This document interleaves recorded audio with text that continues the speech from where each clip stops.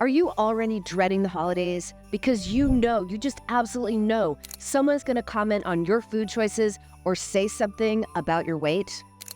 The holidays are supposed to be about celebration. They're supposed to be about connection, even enjoying good food. But all too often they are tainted by comments from well-meaning or not so well-meaning family members or even friends. Whether it's a judgmental remark about what's on your plate or a passive-aggressive comment about your weight. These situations are incredibly upsetting and frustrating and the worst. Shaming. You don't have to let food shamers ruin your holiday. Today, I'm going to show you how to set boundaries, use humor, and stay resilient in the face of criticism so you can focus on what really matters, enjoying the holiday season and creating lasting memories with your loved ones. That's what it's all about, right? Food shamers often feel entitled, so entitled, to comment on what you're eating or how you look. But you actually have the power to handle these situations with confidence. Here's how.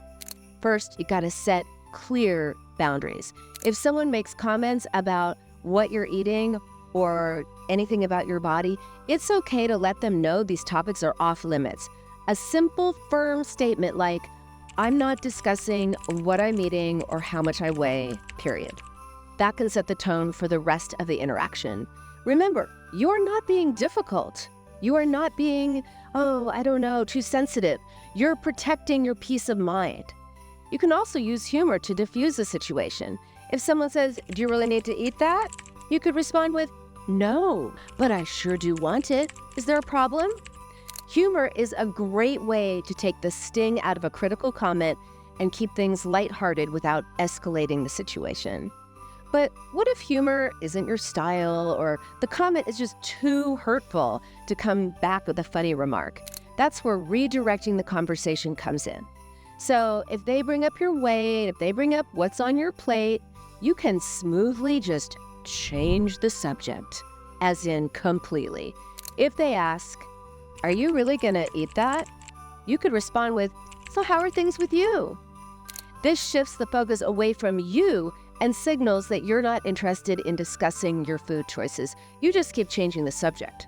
When people make these kinds of comments, it often has nothing to do with you.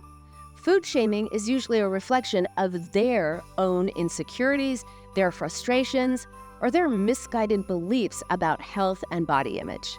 So here are some common reasons why, so I think it's important to realize why people engage in food shaming. One is insecurity about their own eating habits or their own body image. People who are insecure about their own eating habits or their own body image often project these insecurities onto others. By criticizing you, they're trying to make themselves feel better, as if they're saying inside, I'm okay, but you had the problem. There's also cultural or familial conditioning. In some families and cultures, there's a strong focus on appearance and food-related behaviors. People who grow up in environments where food is tightly controlled or heavily scrutinized, they often carry these attitudes into adulthood, and they impose them on other people, not just on themselves.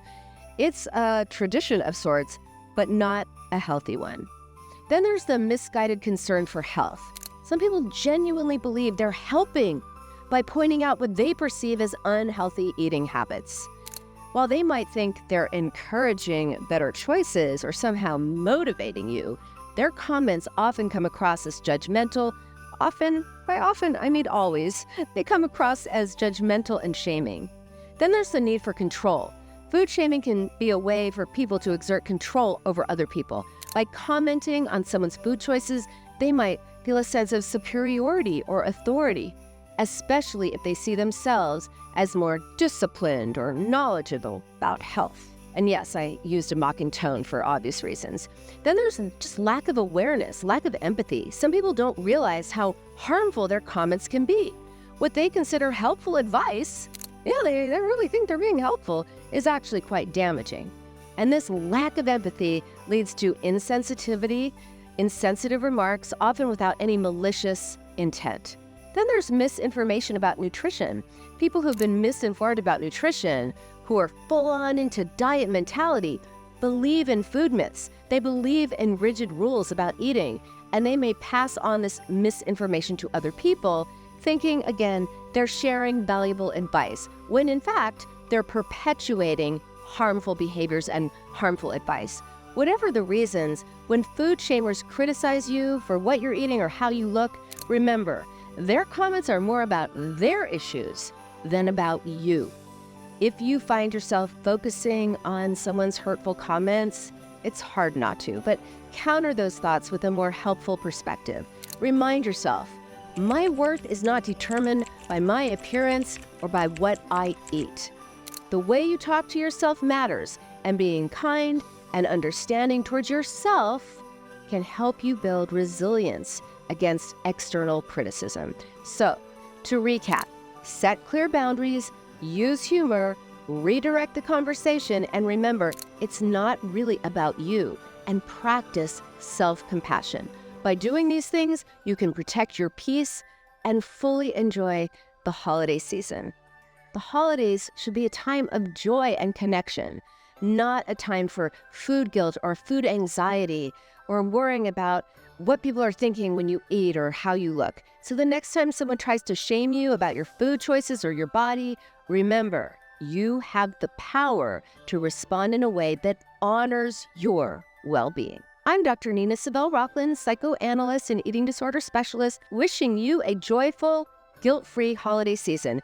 If you found this video helpful, please like, follow, and share it with someone who might need it this holiday season. And remember, you deserve to enjoy every moment of the holidays without shame or stress. Happy holidays.